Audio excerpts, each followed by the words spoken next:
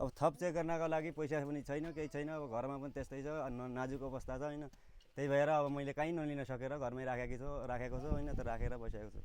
अब के गर्ने, अब पैसा छैन, यताउति पनि अब कहीँ छैन। गौमुल गाउँपालिका वार्ड नम्बर 4 पुगेका छौँ। यहाँ हामी गाउँपालिका उपाध्यक्ष र वडा अध्यक्ष पनि हामीसँगै आएका छौँ। खासमा यो बहिनीको लगभग बिरामी भएको 7 वर्षसम्म उपचार पनि गर्न नसके भन्ने किसिमले हामी यहाँ पुग्यौँ। बहिनीको नाम के हो?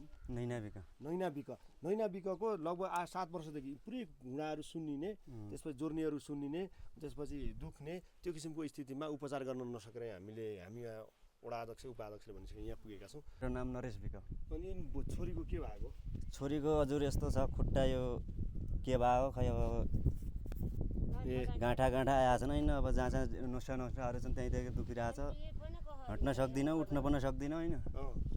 त्यस्तै छ। अनि छाती दुख्छ, खाना हुने पच्दैन, त्यस्तो हुन्छ। अनि अब उपचार गर्नका लागि पैसा पनि छैन, कहाँ धनगढी पुगायो। पैसाको अभाव नभएर जति म लगाइसकेँ मैले, अब बाँकी पैसा छैन। अब त्यही हिसाबमा मैले घरै राखेकी छु होइन अहिलेसम्म। नाम के? नाम नैना बिक। कति वर्षको? 10 वर्ष। यो कहिलेदेखि भएको यस्तो के भएको? भइसक्यो अब 6-7 वर्ष जति भइसक्यो सर। 7 वर्ष जति भइसक्यो। हुन्छ क्या खास कुरा समस्या? खास कुरा हुन्छ खुट्टा दुख्ने, खालि यो तल हिँड्ने बेला दुख्ने, अनि घुँडा दुख्ने, यहाँ जोड्नीमा दुख्ने, त्यही हो नि। जोड्नीहरू दुख्ने? हजुर। यो सुन्ने छैन तल? हजुर, यो घुँडाहरू सुन्ने त यस्तो भयो। अहिले त के औषधि खानु छैन? अहिले केही खिलाएको छैन औषधि। पहिला औषधि दिँदा के भन्छ डाक्टरले भन्थ्यो ठिक हुन्छ भन्थ्यो होइन। ठिक भएन 3 महिनासम्म त आराम भयो। 3 महिनापछि फेरि त्यस्तै भइहाल्यो क्या। कसैले केही सहयोग हुनुहुन्छ भने सहयोग गरिदिनु होला। यस्तै छ मेरो छोरीको स्थिति होइन।